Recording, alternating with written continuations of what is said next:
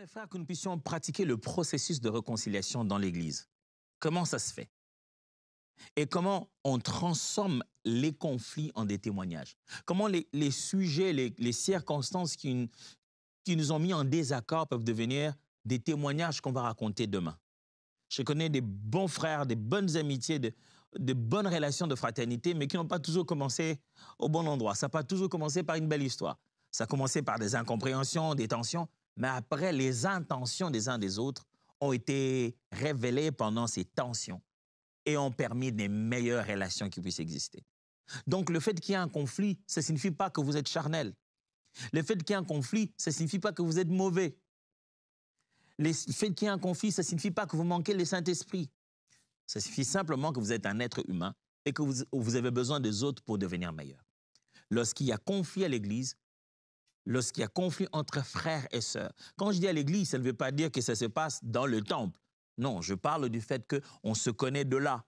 On est cette famille-là, famille d'église locale. Lorsqu'il y a conflit entre frères et sœurs, quand je dis frères et sœurs, ce n'est pas toujours pour dire différence de genre. Ça peut être frère, frère, sœur, sœur. Je parle frères et sœurs pour parler le langage de l'Église. Lorsque nous avons ces conflits-là entre nous, que peut-on faire? Qu'est-ce que la Bible nous dit pour résoudre ça efficacement, bibliquement, en apportant au bout de cela la réponse qui fortifie le corps, les corps du Christ, qui fortifie l'assemblée au lieu de la détruire? Voici la première des choses que je vous propose. C'est qu'il ne faut pas nourrir l'offense. Il faut agir vite et bien. Ne pas nourrir l'offense. Il faut agir vite et bien. L'une des erreurs majeures que nous commettons souvent dans nos assemblées, c'est que quand l'offense a commencé, nous l'alimentons comme une bête. Quelqu'un a fait mal, on en parle. Personne n'ose le mettre de côté et adresser la chose. Ou même, quand on va se plaindre, bien, on va parler aux personnes qui n'ont aucun lien, aucune forme d'autorité, aucune forme de contact avec la personne concernée. Ah, moi, je n'ai pas aimé comment il a parlé aux autres à la chorale. Mais là, tu en parles à qui? J'en parle à la sœur qui est au protocole. Pourquoi?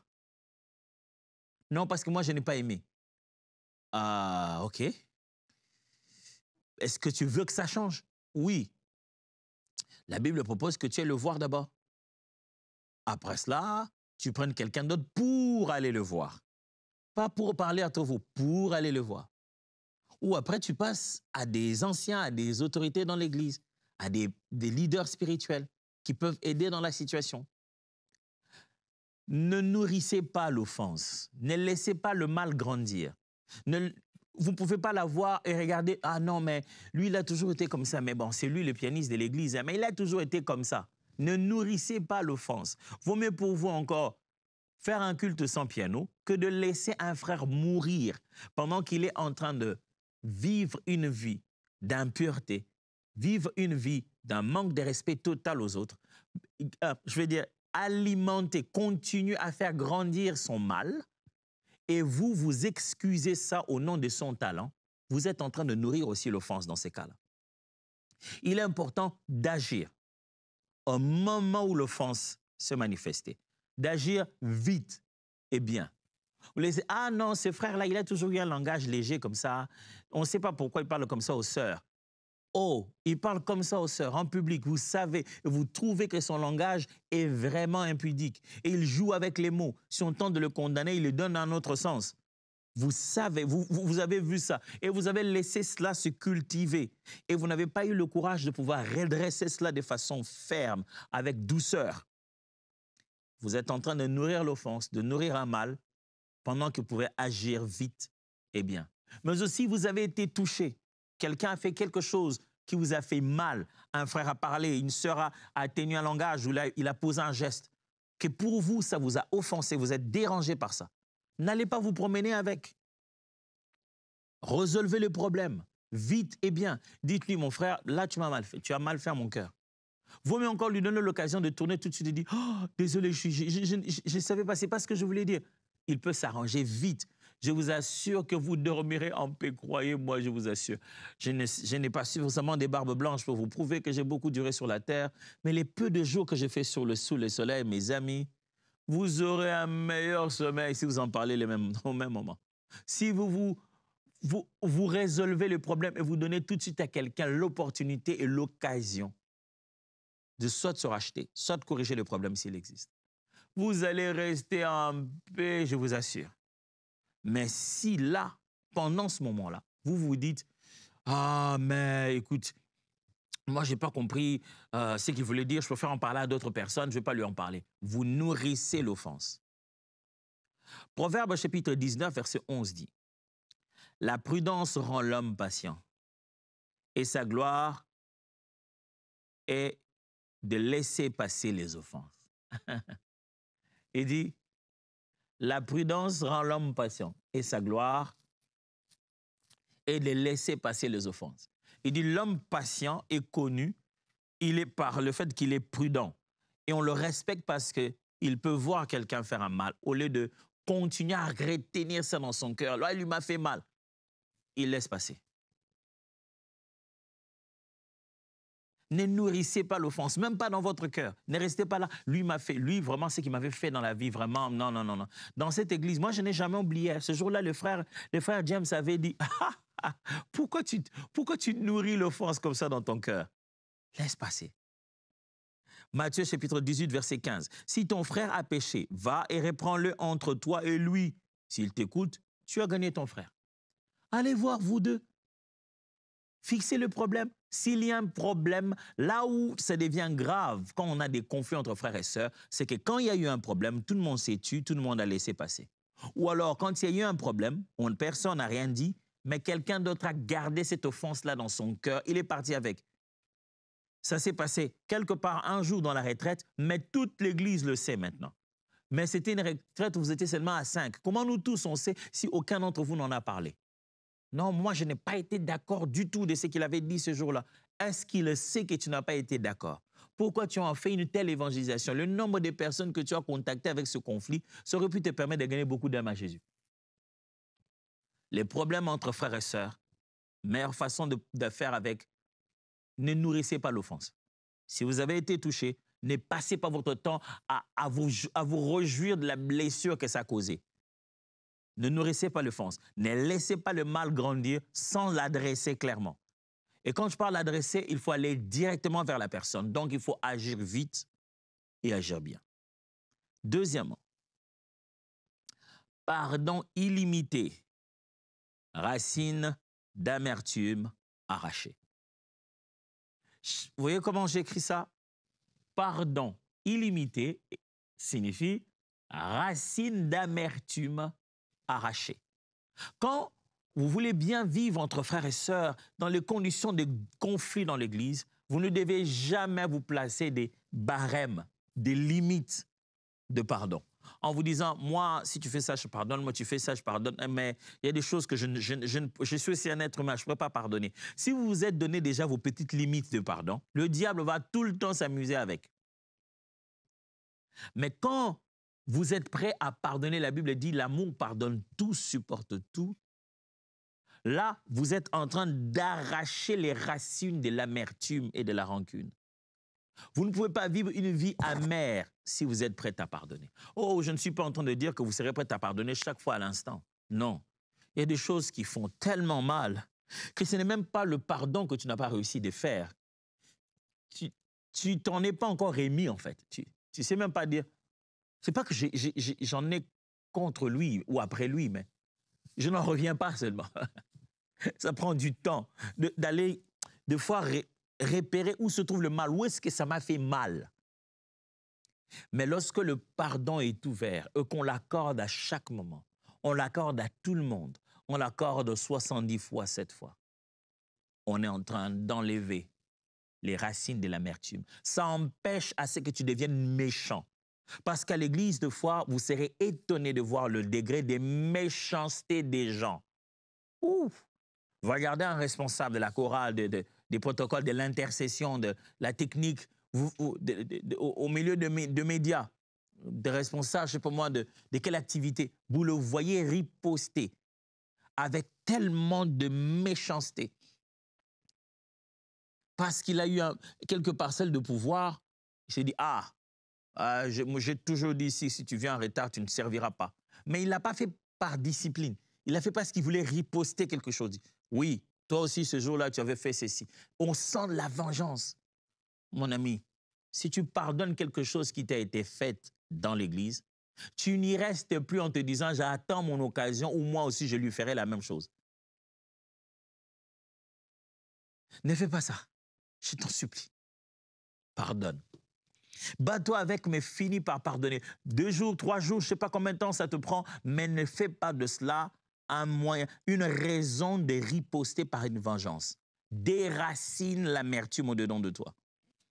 Mais pasteur, tu dis ça, mais moi, je souffre dans cette église. Les gens, ils ont raconté des choses, vraiment des choses bizarres contre moi. Ils ont dit des choses vraiment... moi aussi, pasteur, vraiment, moi, je me dis toujours, Dieu est un Dieu de justice. Le jour où Dieu fera justice. Tu es vraiment sûr que c'est Dieu qui a fait justice ou bien toi, tu en as parlé à tout le monde et tu as mis ça sur ton statut WhatsApp? Est-ce que ça, c'est la justice de Dieu? Si Dieu fait justice, il fera justice. Laisse-le faire. Mais toi, pardonne. Ne te dis pas, je mets de côté cette situation jusqu'au temps favorable où je me vengerai. Des fois, l'Église, les activités dans l'Église, le fonctionnement des églises ne sont devenus que des moyens, des occasions de vengeance. Tout n'est que prétexte pour que quelqu'un se venge.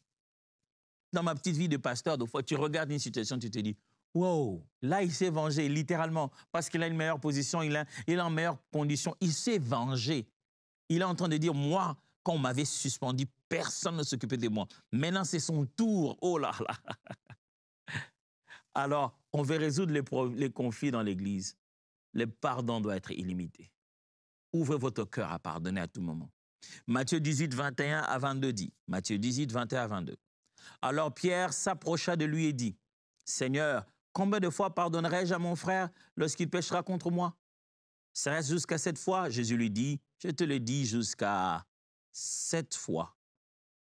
Je te le dis pas jusqu'à 7 fois, mais jusqu'à 70 fois 7 fois. » Vous voyez ce que le Seigneur nous dit? Ce n'est pas pour dire, faites le calcul. C'est ce nombre-là que vous devez attendre. Non, il veut dire autant de fois qu'il pécherait contre toi.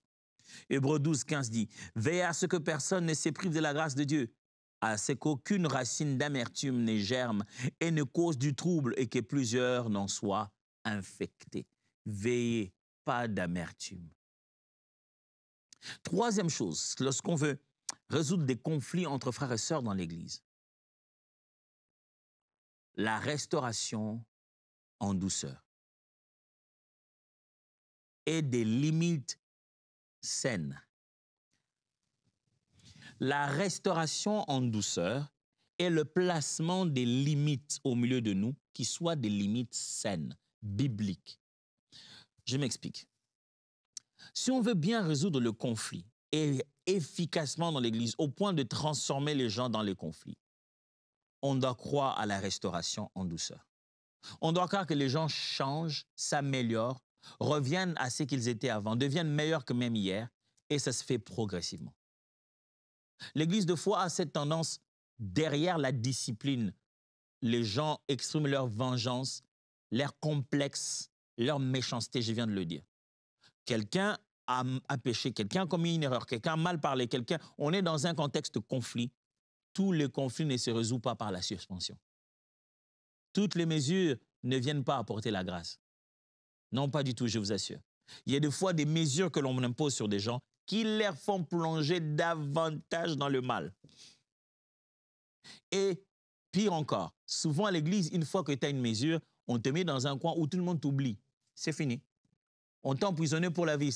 Toi, on va te stigmatiser, on te met dans un coin, tu deviens le mauvais exemple et on t'oublie. Il n'y a aucun processus pour te ramener, aucun moyen de te restaurer, aucune façon de croire que le Seigneur peut te relever. Si on veut résoudre des conflits dans l'Église, entre frères et sœurs, on doit croire que le Seigneur relève les gens et que la restauration est possible et que la restauration peut se faire en douceur. On n'a pas besoin de restaurer quelqu'un en le frappant, en le causant encore davantage de tort. Lisons Galates chapitre 6, versets 1 à 2. Galates 6, 1 à 2. Frères, si un homme vient à être surpris en quelque faute, vous qui êtes spirituels, redressez-le avec un esprit de douceur. Redressez-le avec un esprit de douceur. Prends garde à toi-même, de peur que tu ne sois aussi tenté. Portez les fardeaux les uns des autres et vous accomplirez ainsi la loi de Christ. Quelle est la loi de Christ? C'est porter les fardeaux les uns des autres. Ce n'est pas juste condamner les pécheurs, ce n'est pas juste laisser quelqu'un tomber avec son fardeau. Porter le fardeau des uns des autres. Et dit, si quelqu'un, vous le trouvez dans le péché, ne tolérez pas, ne caressez pas, réprimandez-le, redressez-le, mais avec douceur.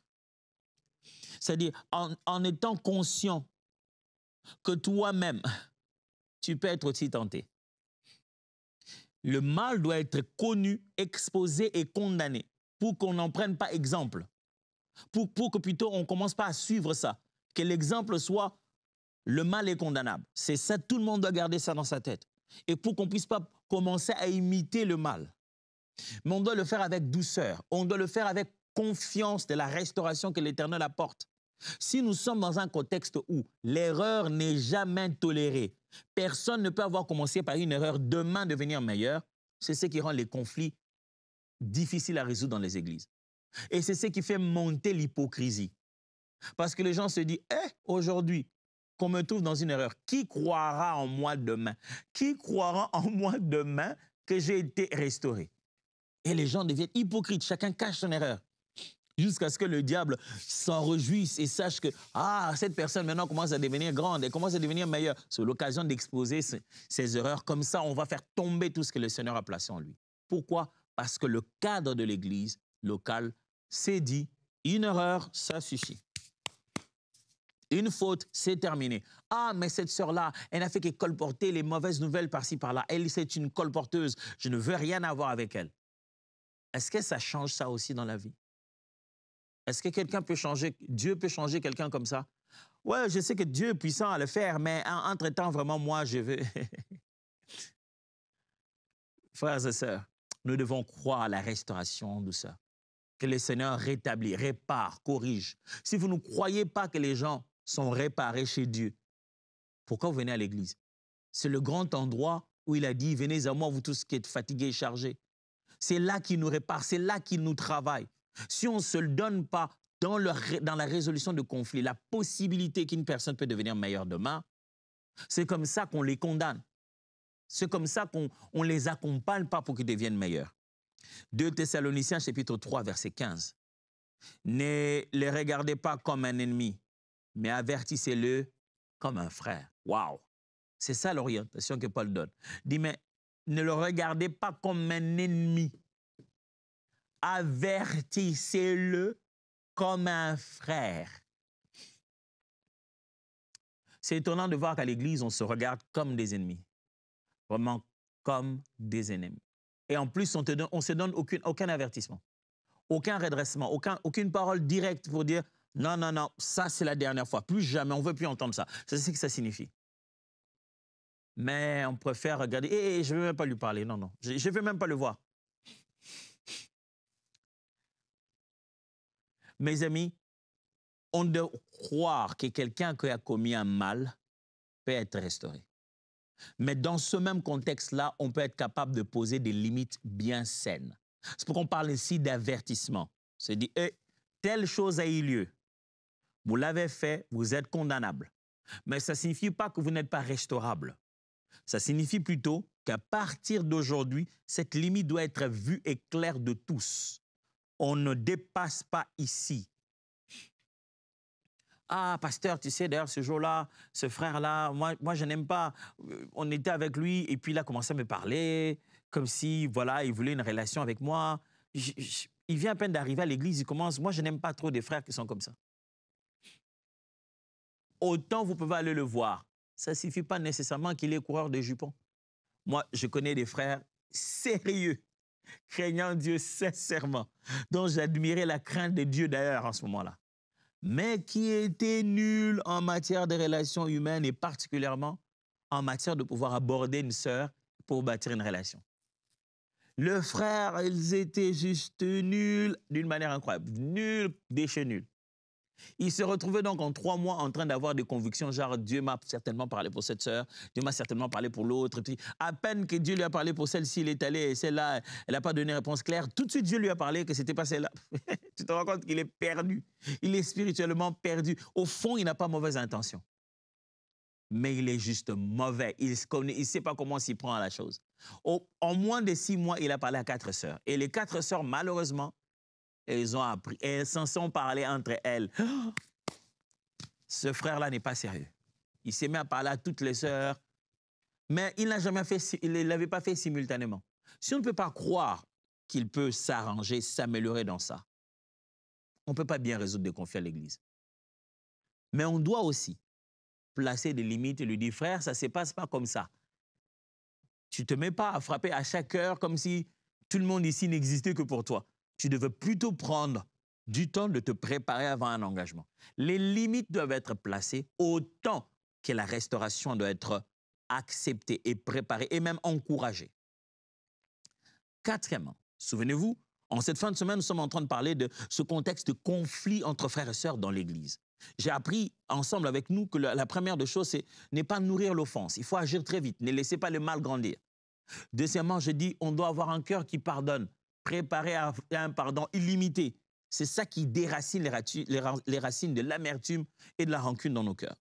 Je disais troisièmement tout à l'heure que la restauration en douceur, on doit y croire, que Dieu restaure les gens.